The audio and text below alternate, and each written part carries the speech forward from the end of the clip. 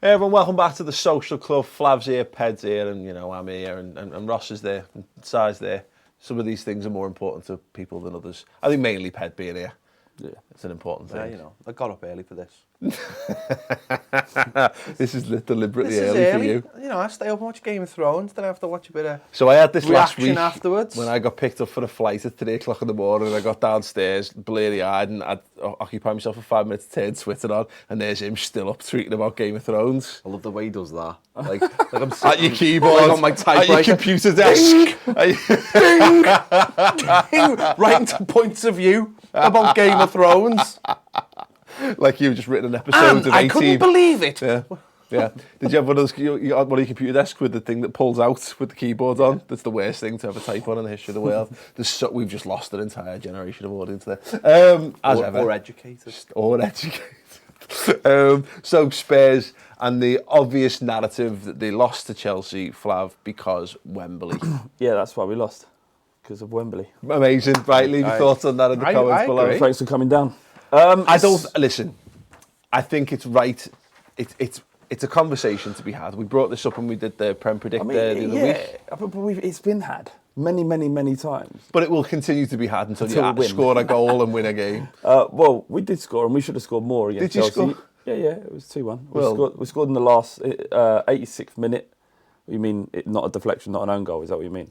Because Bashway scored for us. But look, we played really well. Anyone watching the game, the commentators said it, the pundits said it. We were the better team for 70 minutes. My mum said it. Yeah. 70 minutes we beat they are the champions of England. We were the much better team, and that was in a stadium that's supposed to be a curse or a bop. I mean, we're fucking adults. A curse. the Wembley bop. It's boring. It's so dull.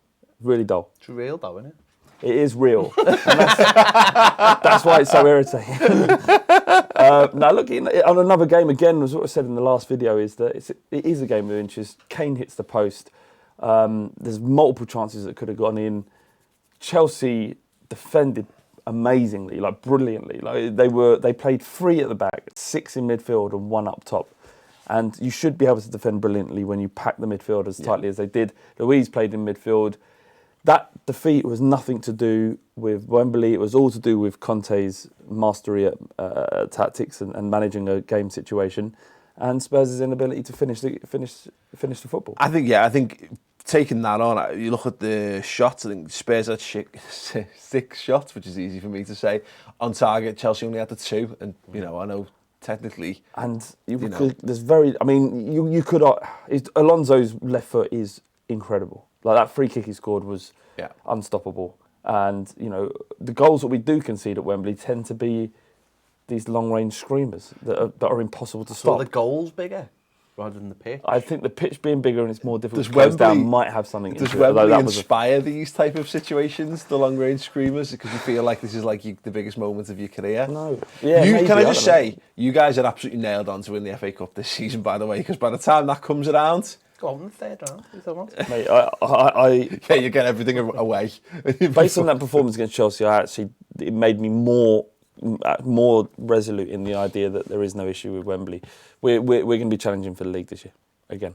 Interesting. So there's a point here, Ped, that's raised. Mark Anthony says Loris has been very error-prone in recent times. You need to sort his stuff out, but lol.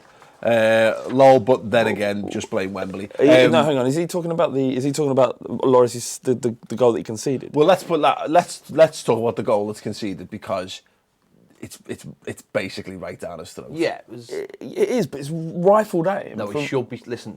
He's a good goalie, but he should be saving that. He should just have something in front of that as a goalkeeper, just to make sure it doesn't go in. That's what goalies are supposed to do, unless they play for Man City.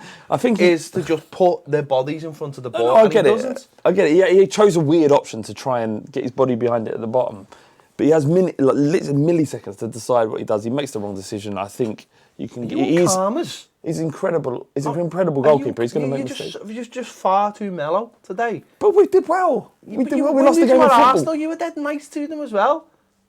I don't know then. I just feel like. Well, then you do what you do. You do what you do. The problem Spurs have got is it's the Wembley thing, and then you've got this Harry Kane can't score in August thing.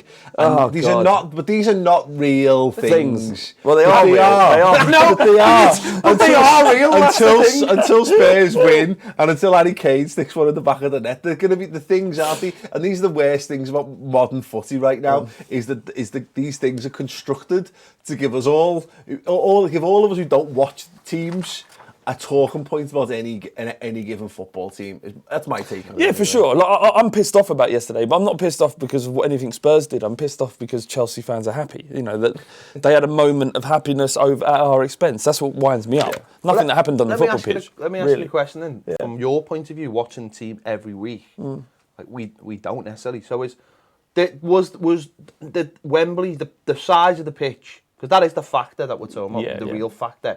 Did the size of the pitch change anything in Spurs' game that you could see? No. Then we're all good then, aren't we? No. If we put that performance in at home, at White Hart Lane, God rest his soul, there's been no issue. We lost narrowly. We were going for the game. We conceded because Pochettino was ultimately going for the win. He gambled.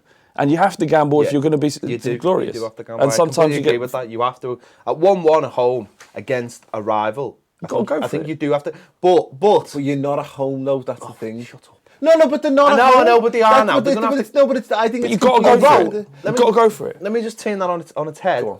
Mourinho at home would not have gone for that game, and that's why he's been so successful. So maybe there's a time and a place where you do go for those games. Some people will say beating your rival will give you the edge, but we've seen people like Mourinho. I think he's doubled down on thinking again. We need to. But We are at home. We've got to double down. Whereas I think you're not at home. This is the stat. Tottenham's 19 game unbeaten run at home was ended by that defeat. And for me, it doesn't count because no, it doesn't. But I get what you're saying. Fucking stadium for a start. Yeah, and it's a completely different season. So much time has passed. Anyway, whatever. But I won't remember a pragmatic 1-1 draw against Chelsea. If we'd have gone on to win that, I would have talked about that for months. Yeah. What if you lose the league by a point? Then you look back and you think maybe he should have done it. But at this moment, I don't have to because no. But I'm saying is that you're more like a winner would probably have taken what they got from the game, and that would have been a draw. Yeah. And that's as you say, Mourinho's pragmatic approach. That's what he does. He draws against his rivals. But his football teams are boring to watch. It's a dull manager. Lift trophies, though. He wins trophies, and at that moment he lifts the trophy, great. But watching them through the season, you're dull. You're bored out of their mind. I know. You know what? Ideologically, win that first one. Ideologically, I 100% agree with you. Yeah. But I'd love a league title. I'd love a league So would I. title so much. So just a few comments here then. Ryan Fletcher says the big boys will cherish playing Spurs at Wembley this season. Will they? I think that's a thing. Does Ryan want to throw any more cliches out? Does he? It's a funny The old big game. boys are going to cherish it. Yeah. Ryan, have you got any more cliches you want to throw at Flav? That'll be tremendous. Arsenal 49, brackets Arsenal fan. Don't blame your loss on a stadium. You lost the game, end off. I think that's... I've got no issue with that. At least I'm not breaking down in floods of tears and heading to Twitter and hashtagging Wenger out or Poch out. It's true. Forever Blue, Chelsea will win the league two out of the past 3 seasons. Based off that, they are currently the best club in the country. Is that been filling in the cliche thing as well? I think everyone's going for it today. Ross, have you got anything for us? Yeah, someone commented in the last video actually and said, what do you think of the atmosphere? It's tough. It's not White Hart Lane. How have they done it? Because I spoke to Nicky about this, about West Ham, and the way they put the fans in there. An open day and you got to walk around and choose your seat. Now, what happens, of course, is that it's first come, first serve in that regard, and that's why they've ended up with people who were together for years and no longer together. Yeah. What have Spurs done? So they've essentially the bottom 2 rings of Wembley are more or less White Hart Lane, as it was, plus 10,000-15,000 new season ticket holders. So as they've moved people together, but I think in groups rather than in whole blocks.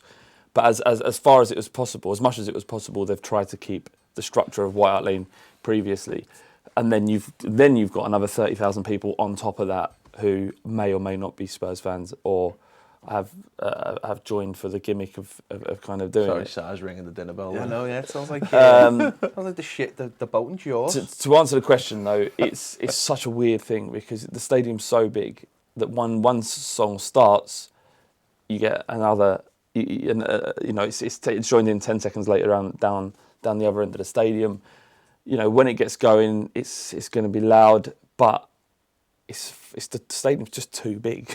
Yeah, Wembley's It's mad. It's just too big, and it's one of them things. You know, we just got to get through this season ultimately. It's not ideal. That was your first game. You could have done with a nice, easy game to get rid of the hoodoo and then go from there. It's the fact that it continues that's probably the worst thing. It was tough. Yeah, they are a good team. I thought, you know, to round this off, I thought we were better than them.